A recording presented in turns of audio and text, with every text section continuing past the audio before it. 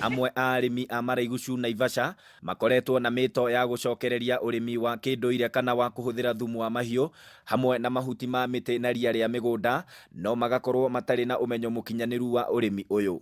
Makĩria niĩ nderuta ũhoro wa kũhũthĩra tekinoronjĩ njerũ ya kũhũthĩra mahuti ma mĩgũnda na fertilizer. Nĩkĩo rĩu maingĩrĩte kĩrathi nĩguo kũnorwo nĩ mũtaramu ũrĩa ũhĩgĩire ũrĩmi ũyũ. Gĩthomo kĩa ũmũthĩ kĩrĩ kĩa ũhandi wa waru wa kũhũthĩra thumu wa mahiũ.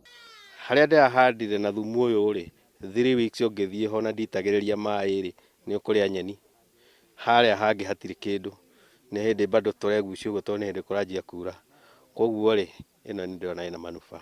Gachamba augĩte itanya rĩa gĩkundi gĩake nĩ gũtigĩrĩra ũrĩmi ũyũ nĩ wahĩmbĩrio matũũra-inĩ maingĩ kũgerera mathomo marĩa maraheo arĩmi. Nĩ twauma twĩna kĩndũ na nĩ tũgũkinyũkia ikinya tondũ rĩu twĩna ũgĩ mũnene. Amwe a arĩmi arĩa marĩkĩtie gũthoma maugĩte nĩ mekwanjia ũrĩmi ũyũ nĩguo kuongerera magetha mao. Twĩna ng'ombe, twĩna thumu wa ngũkũ na thumu wa mbũri, na thumu ũcio rĩu ona tũrĩkoragwo tũrĩ na baida nene mũno tondũ tũrakorwo tũkĩwoyo haha, gũtirĩ transport tũgũkorwo tũkĩhũthĩra. Handũ-inĩ ha Inooro TV kuma itũũra rĩa Maraigu Naivasha kaunti-inĩ ya Nakuru, rĩtwa rĩakwa nĩ Festus Lang'o.